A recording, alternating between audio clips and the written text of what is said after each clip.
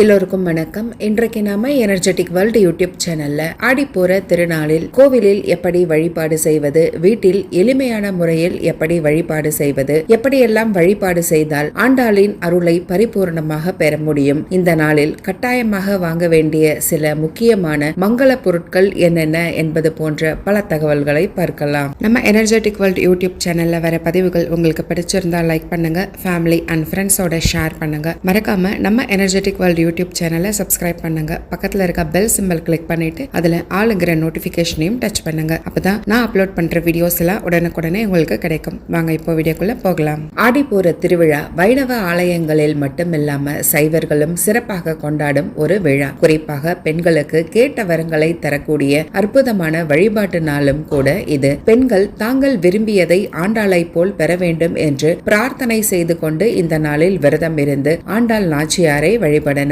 இதனால பெருமாளின் அருளும் மகாலட்சுமி தேவியின் அருளும் சேர்ந்தே கிடைக்கும். ஆடிப்பூர வழிபாடு திருமண வரம் தரும் விரதம்ங்கிறதுனால ஆண்களும் இந்த விரதத்தை கடைபிடிக்கலாம். ஆடிப்பூர திருநாள் நம்முடைய மிக முக்கியமான வழிபாட்டு நாட்களில் ஒன்று. மகாலட்சுமியின் மறு அம்சமாகவும் பன்னிரு ஆழ்வார்களில் ஒருவராகவும் போற்றப்படும் ஆண்டாள் அவதரித்த தினமாகவும் பார்வதி தேவியின் வளைகாப்பு தினமாகவும் ஆடிப்பூர திருநாள் கொண்டாடப்படுது. ஆண்டாள் ஜெயந்தி என்றும் அழைக்கப்படும் இந்த நாள் இந்த ஆண்டு ஆகஸ்ட் 7ஆம் தேதி புதன்கிழமை வந்திருக்கு. பூரம் என்பது ஜோதிட சாஸ்திரத்தில் மிகவும் சிறப்புமிக்க முக்கியத்துவம் வாய்ந்த நட்சத்திரம். ஆடிப்பூரத்தின் பொழுது ஆண்டாள் அவதரித்த ஸ்ரீவில்லிபுத்தூர் மற்றும் அவர் அரங்கனோடு ஐக்கியமான ஸ்ரீரங்கத்தில் 10 நாட்கள் திருவிழாவாக நடக்கும். விழாவின் கடைசி நாளான ஆடிப்பூரத்தன்று ஆண்டாள் ரங்கநாதரோடு ஐக்கியமானதை குறிப்பிடும் வகையில் தெய்வீக திருமண வைபவம் நடக்கும். இதை குறிப்பிடும் வகையில்தான் திருக்கல்யாணம் என்ற சொல் ஏற்பட்டதாக சொல்லப்படுது. ஆண்டாளின் திருக்கல்யாணத்தை பார்க்கிறவங்களுக்கு விரைவில் திருமணம் நடைபெறும் என்பதும் ஐதீகம்.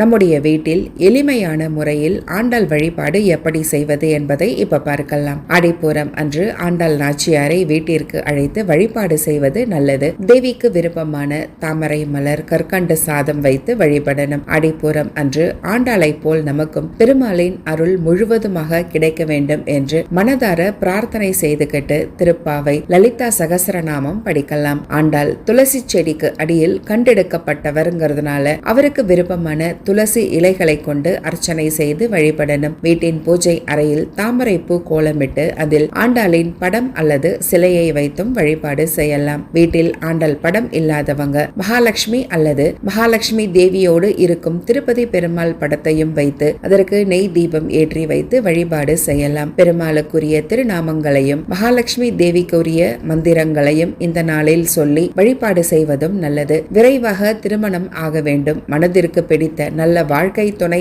அமைய வேண்டும் என்று நினைக்கிறவங்க ஆடிப்பூர நாளன்று ஆண்டாள் நாச்சியார் அருளிய வாரணம் 1000 பாடி வழிபாடு செய்யணும். இப்போ நாம கோவிலில் வழிபடும் எளிய முறையை பார்க்கலாம். கோவில்களில் ஆண்டாளுக்கு பட்டு புடவை, நிறைய நகைகள், பல வண்ண மாலைகளால் அலங்காரம் செய்திருப்பாங்க. அதை கண்ணார கண்டு தரிசனம் செய்துவிட்டு அங்கு வரும் பெண்களுக்கு வளையல் தானமாக கொடுக்கணும். ஆண்டாளுக்கு நள்ளிரவு வரை நடக்கும் சிறப்பு பூஜைகளில் கலந்துக்கணும். இந்த நாளில் பாரம்பரிய இசையோடு பாடல்கள் பாடி ஆராதனைகளும் நடக்கும். இந்த நாளில் ஆண்டாளுக்கு சிவப்பு நிற மலர்கள், சிவப்பு நிறத்தில் இருக்கும் வஸ்திரம், வளையல் சாற்றி வழிபடணும். துளசி மாலைகள் சாற்றி வழிபாடு செய்வது சிறப்பானது. இப்போ நாம ஆடிப்பூர தினத்தின் சிறப்புகளையும் பார்க்கலாம். அம்மன் வழிபாட்டிற்குரிய ஆடி மாதத்தில் பூரம் நட்சத்திரம் உச்சம் பெறும் நாளையே நாம ஆடிப்பூரமாக கொண்டாடுறோம். ஆடிப்பூரம் ஆண்டாள் நாச்சியார் அவதரித்த திருநாள். மகாவிஷ்ணுவின் பக்தரான பெரியாழ்வாருக்கு அருள் செய்வதற்காக மகாலட்சுமி தேவியே ஆண்டாளாக அவதாரம் எடுத்ததாகவும் பூமாதேவியின் மறு வடிவம்தான் ஆண்டாள் என்பதும் புராணங்கள் சொல்லும் கூற்று.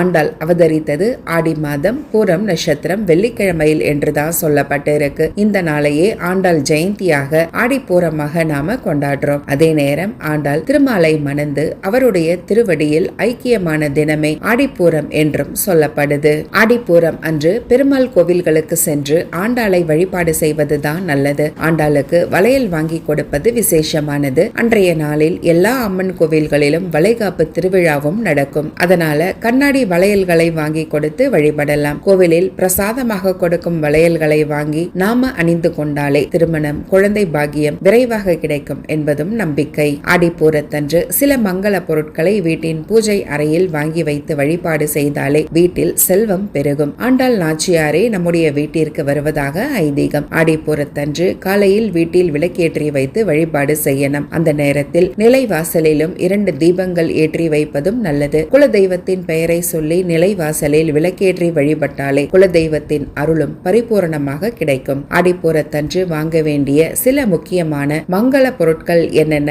என்பதையும் பார்க்கலாம். முதலாவது கல்லுப்பு. இதை முதல் நாளே வாங்கி பிரம்ம முகூர்த்த நேரத்தில் வீட்டில் வைத்து வழிபாடு செய்யலாம். அல்லது ஆடிப்பூர நாளன்று வாங்கி மாலையில் விளக்கேற்றி வழிபாடு செய்வது இன்னும் சிறப்பானது. இரண்டாவது இனிப்பு. வெள்ளை சர்க்கரை அல்லது நாட்டு சர்க்கரை அல்லது வெல்லம், இதில் ஏதாவது ஒன்றை வாங்கி வைத்து வழிபடணும். மூன்றாவது மஞ்சள் குங்குமம். மஞ்சள் கிழங்கு அல்லது மஞ்சள் தூள் வாங்கி வீட்டில் வைக்கணும். மஞ்சளை தனியாக வாங்கக்கூடாது. அதனால குங்குமத்தோடு சேர்த்து வாங்கி வீட்டில் வைத்து பூஜை செய்வது நல்லது. நான்காவது வளையல். கண்ணாடி வளையல் வாங்கி வீட்டில் இருக்கும் அம்மன் படத்திற்கு மாலையாக கட்டி போடணும். அப்படி முடியாதவங்க வளையலை அம்மன் காலடியில் வைத்தும் வழிபடலாம். அதற்கு பிறகு இந்த வளையலை நாமே அணிந்து கொள்ளலாம் அல்லது மற்றவர்களுக்கும் தானமாக கொடுக்கலாம். ஐந்தாவது பச்சரிசி. பச்சரிசி மகாலட்சுமி தேவியின் அடையாளம். அதனால கொஞ்சமாவது பச்சரிசியை வாங்கி வீட்டில் வைத்து இன்றைய நாளில் வழிபாடு செய்வது நல்லது. இந்த 5 பொருட்களையும் ஆடிப்பூர திருநாள் அன்று ராகு காலம், யமகண்டம் இல்லாத நேரத்திலும் நல்ல நேரம் பார்த்தும் வாங்கி வீட்டின் பூஜை அறையில் வைத்து வழிபாடு செய்யுங்க. அதற்கு பிறகு அதை நீங்க தினசரி சமையலுக்கு பயன்படுத்தும் பொருட்களை சமையலுக்கு பயன்படுத்தலாம். இதனால மகாலட்சுமி தேவியின் அருள் வீட்டில் நிறைந்தே இருக்கும், செல்வம் சேர்ந்து கொண்டே இருக்கும் என்ற தகவலோடு இந்த பதிவையும் நிறைவும் செய்றேன்.